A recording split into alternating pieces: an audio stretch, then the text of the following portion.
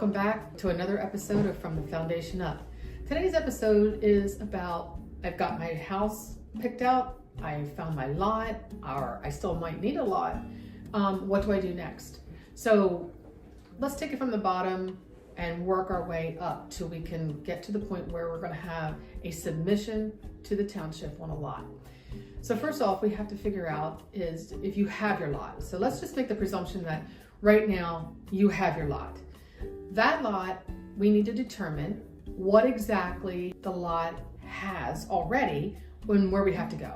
So what I mean by that is if it is a municipal lot, meaning that it is a lot that has to have sewer and water hookups from the municipality, or does it have a septic system and a well that's private on the lot?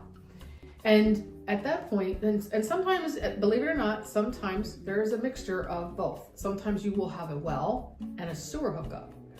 And that just determines, a lot of times if the lot was subdivided and they were smaller lots and they had to hook up because of DEP regulations, they have to hook up to the public sewer. So once we make that determination, that is when time starts to tick. So not only is it time frame, a lot of times people, let's put it this way, when people go to build a home, they need to be in that home in a certain amount of time. And if we tell them that your home build takes, let's say, 4 full months, and how long is it going to take I can actually move into my house from today? Well, there's a lot of determining factors with that, and we'll go over that.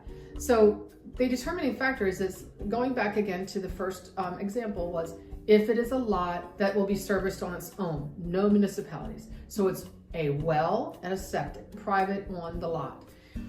The health department needs to be notified and permitting has to take place if there is a health department involvement. Not all the counties that we build in have a health department. So we have to determine if there's a health department. And if it is, you have to get your permit through the health department.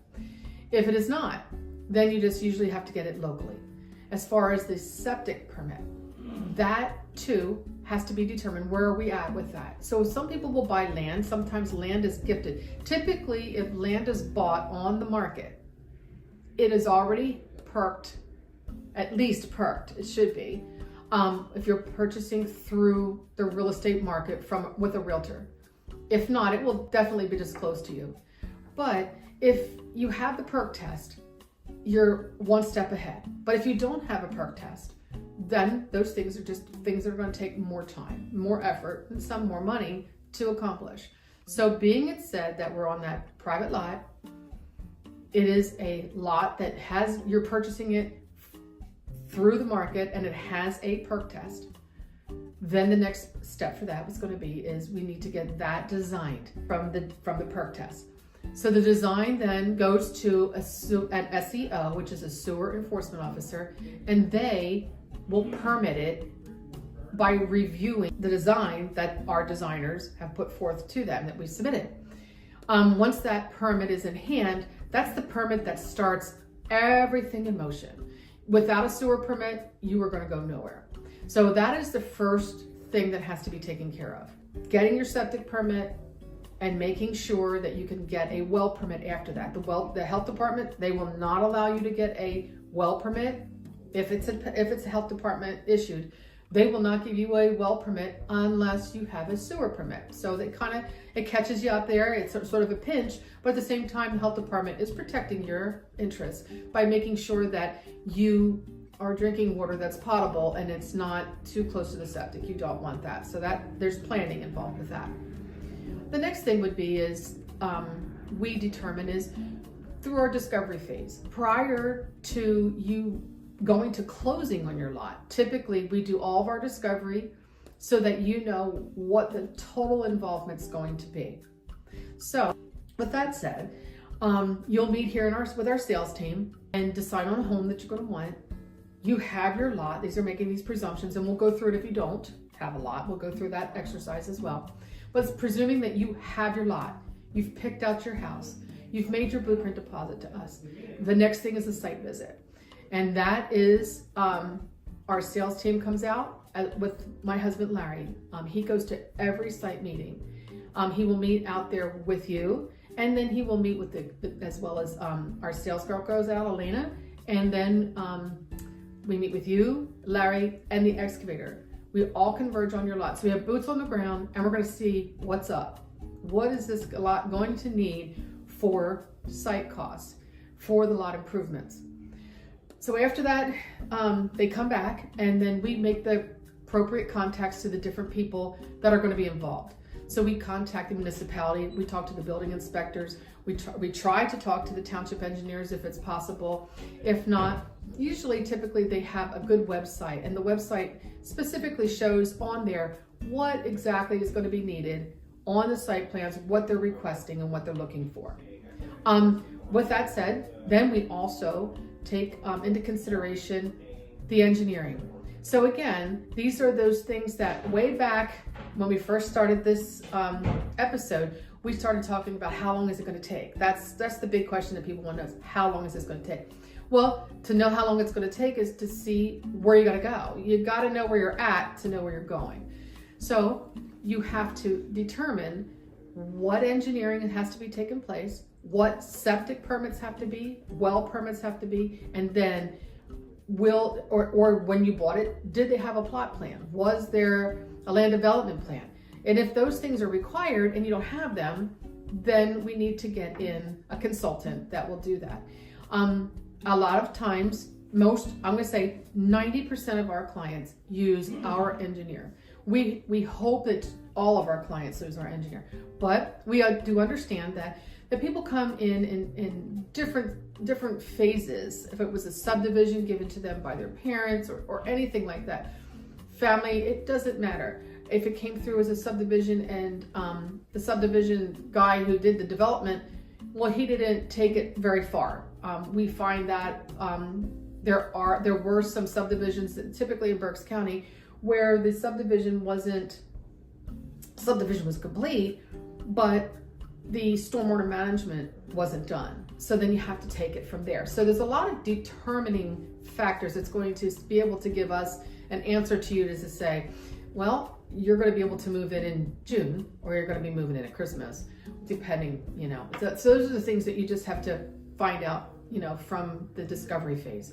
Also in the discovery phase, we're going to find out what else is the lot going to need. So let's just say that you have a lot, now that we've determined that we have a lot that has private septic and well, we're going to determine that the road that it's on is a state highway. Not that we're talking about the Schuylkill Expressway. I'm not talking about that kind of highway. I'm talking about that it's just a state road. It's not a township road, it's a state road. A lot of times you can just figure that yourselves by going down the road, and in approximation of the speed limit sign, you'll see those little signs that are underneath it, and they say SR 45 or SR 29 or what so on. SR means state route. So those things are going to take a little bit longer. Takes longer when you have a government entity that you're going to have to get a permit from. It just makes sense.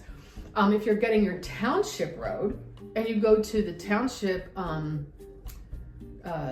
roadmaster and he gives you the permit for your driveway, it doesn't take long. But if you're going to submit to PennDOT to get a driveway permit, it's going to take a little longer. So those are all factors that factor in as far as your timeline is concerned. After that, we will most likely 9 out of 10 chances you will need to do a plan for the township, and that's where our consultant comes in. We have an engineer that we work with, and we use them on a regular basis. That's we have a great engineer, and they get things done timely. We have had in the past where engineers that we did work with, they weren't timely, and that holds us up, and that isn't what we want. We want to make it a streamlined process. So we found that we have a consultant that we're working with now. We have streamlined the process, so it isn't taking as long as it used to. Going forward from the time we get that would be a grading plan that you would need. That grading plan then comes to you. So we will get the engineer on board, and he will design a grading plan. So putting your home and your desires and your wishes, how you'd like your home to sit, how you like your driveway to come in, those things will all be depicted on the grading plan. And then that grading plan will be sent to you. It'll be sent to Larry for approval, and then it'll be sent to you for your approval. And at that time, you can either move it here, move it there, but knowing that those movements sometimes can cause conflict on the lot. Typically, the engineer is using a lines and grades, meaning that he's depicting on the plan how the contours of the lot are, and the best and the most economical way to do your house on that lot.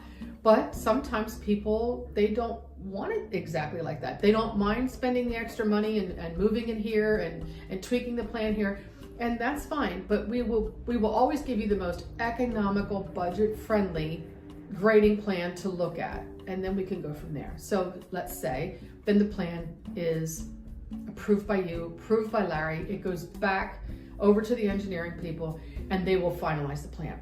Then the plan gets sent into the township for the township engineer to review and make any of his notations, make any of his adjustments that he would like. We get this question all the time. If I have my engineer and the township, why do I need to go to the township engineer? Or why can't the township engineer just give me a plan? Well, I don't have the definitive answer for that, but it can't be a conflict of interest. And so the engineer for the township is paid to protect the township. The township engineer will then determine what the ordinances are for the township, and what the bylaws are for the township is what an ordinance is. So if the ordinance says that your driveway can't be this steep, it has to be this steep, well then those things are all going to be determined in his review letter. Every engineer for the last 40 years that I have worked with, almost 40 years that I've worked with, in the beginning you didn't have a lot of engineering, but every engineer, it doesn't matter who it is, always will get a review letter from the township engineer. It's just the process. That's how it works. And those two engineers will work out what the best plan is for the grading for your lot. And then should there be stormwater management plans that need to be needed, that too also will be factored in. So all of those plans need to go into the township. Those plans then get either stamped or reviewed, and you have to go back and forth. Sometimes it's twice, sometimes it's even 3 times, because I always call it the dirty laundry list. So sometimes the engineers on the township will give you a review on the first round, and you correct every single thing. And he goes back to him and he gives you another list. So I always try to ask them when I was doing the permitting, please give me one list, one failure, and then let me just work it all out, not just keep me coming back and back and back. So there's no attempt to make any time on that. So we always ask if they can just give us one review so we can make it streamlined so we can get the house started. Meanwhile, we will also be doing your building permits. So in the building permit process, we collect all the pertinent, so sometimes it's always local, you will always have a local permit, but sometimes there are state permits, and that's where the well permit came in. So you're going to be determined by the health department, that's a county or state permit. If there was no sewer planning done, and you just have a perk test, but there was no sewer planning done, sometimes we have to send into DEP for that. So those are all factors. It's not that we're trying to avoid your question of how long it's going to be. It's just that we don't know until we know exactly what your lot comprises of. So now let's go to the other scenario. Would be that you don't have a perk test at all. You got your land, you bought it on Marketplace. Typically on the market, like I said, those ones you usually will find that those are perk tests. Let's just say that, or you bought it from a family member, or the land was given to you. Those will take a little bit longer, especially again if you're in a municipality that lies within a county that has a health department. The health department then, because you're scheduling with there's just a lot more people that you need to get on the ground, and that's why they don't try to hold you up for any particular reasons. It's just that this is how it works. So let's just say you don't have any perk tests whatsoever, nothing. And so now all you have is undeveloped, raw ground, and no approvals on anything. So what we would have to do then is we would still go out, determine site cost as to what we're going to make the assumption of how much it's going to cost to do your site improvements based on if you're going to be doing a perk test, typically a sand mount, because that's basically what everybody ends up getting perks for.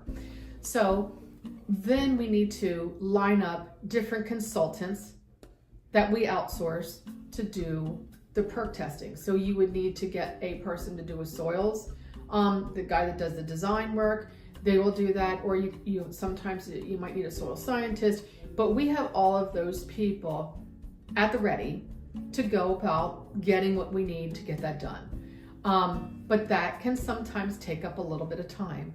So I always kind of cringe when a customer says to our sales team, well, I have a builder that I found, and that builder said I can get my house started in the next 2 weeks. Okay, so that's fine. Tell me what you have. Well, I have nothing. Okay, well, that's not going to work, because I'm doing this long enough to know that you can't start a house in 2 weeks if you don't have any permitting done or you have no engineering done. It doesn't work that way. So when a builder does say that to potential clients, it's unfair to them, because what they do is they try to get them to contract. And when they get them to contract, then they think they got them all just tied in, and then they put the pinch on them, and it just doesn't work out. I'm telling you that if you have nothing done, it's going to take till we get ready, everything done in the permitting process, 6 weeks. It's going to be, and that 6 weeks isn't wasted, because it's going to take you 6 weeks to get your financing situated. So if you were to come in today and you made your mind up that I'm going to build a house, and you made your mind up that this is, I just want it to be done as streamlined and as fast as possible. I have to be in my new home. Well, we need to get busy, and to get busy, we need to get out to your lot, do your lot inspection, get back your costs, and see and determine where you are. Do you need your perk, or do you have a perk? And then we take it from there. And then we get the engineering stuff done. We get everything done so we have a submission. And the whole time that we're working, those 6 weeks, you're working on your 6 weeks to get your financing done. So at the same time, financing, permitting, they're going to converge. And at that time, then you can start your house. So it's not feasible for somebody to say, yeah, we could just start it in 2 weeks when nothing's done and you're not financed. So all of those things have to come in line. This is what a submission looks like. This is what one of our submissions look like. As you can see, it's a lot of paperwork. You have your site plans, you have your blueprints. You're going to have to get electric, plumbing, and heating permits, a building permit, HVAC, load reports, all kinds of calculations all need to be done. So it's a lot of work that takes place while you guys are working on getting your financing. Us guys are here working on getting this pile starting from like this, let's just say that's your perk test, to this, your full submission. And hopefully we get that all done. There's no glitches in anything and nothing comes up. We get a township that's cooperative. WelbiltHomes has been around for a long time. The engineers, the building inspectors, the zoning officers, and the municipalities, they know us. And they know what my submissions look like. My submissions look like this. They go in beautiful. Nothing haphazardly. Everything's done. Everything's tidy. Everything's nice. And we are told at timeless times, I've been told that our submissions are just beautiful. So we take a lot of pride in that, because when they get them, they see them and they're like, wow, it's put together. It does say something for you. So with that said, that's the kind of the process. I think I'm going to do a part 2 to get into the more intricate details of engineering plans, how they're laid out, and show you how it's going to look so that it doesn't look foreign to you when you do get them. You want to be able to read it. So I think I'm going to show you that. I think we'll do a part 2. Maybe the next episode we'll do a part 2, digging a little bit deeper down into the permitting process. It's fun. I mean, I enjoy doing it. I know the girl who does it, she enjoys doing it. It's a challenge at times. It is. But the most challenging part is when we don't get answers. So if you're looking for a perk test, like if you know there's a perk test done, but the seller is not willing to hand it over to you, that's a problem. Then we have to go and hunt down this sewer enforcement officer, see if he will, if he had good records. Do you have it? A lot of times that they're old, but the ground is not disturbed. So if you put forth the right questions to the sewer enforcement officer, you can get moving a little bit quicker. And so we like to get the perk test results, and then we know what we're dealing with and where we got to go from there. And as unimportant as it may seem to you, it is very important, the sewer perk test results, because those perk test results are going to determine a lot of things in your site plan as well, because that's going to determine what the engineer is going to look at as far as what soil conditions are on the lot. Because the perk and probe, they dig this big probe into the ground, they jump down in it, and they look at all this stuff, and the soil scientists will look at this and they'll say, well, there's modeling here, and this is clay or something else. And so there's a lot to be said in these soil tests that determine the flow of how this final submission is going to go into the township. So for this episode, I hope that I have a better understanding. I think it's going to end up in 3 parts actually, because I think we'll do the deep dive into septic permitting and sewer permitting and municipal water hookups. Those are 2 different things, and some challenges can be involved in those as well. So I think until the next time, I'm going to leave you with having to know how to get this package together in the most expedited way and get it to the township and get a good, clean submission to the township for your permitting process is so important. It's just as important as anything else, because you can pick out a beautiful home, you can pick out all the colors in the world, you can have everything done, but if you don't get past this, you're not going to ever do anything. So getting that done in an expedited way to the township, get it submitted so that when you go to close, we have our permits, or it's coming in simultaneously. Sometimes we miss each other by a week or 2. Hopefully that's the most. And then we get started, and it's go time, and it's time to start building your new dream home. So until the next time, thank you for stopping in and chatting with me on another episode of From the Foundation Up. Thank you.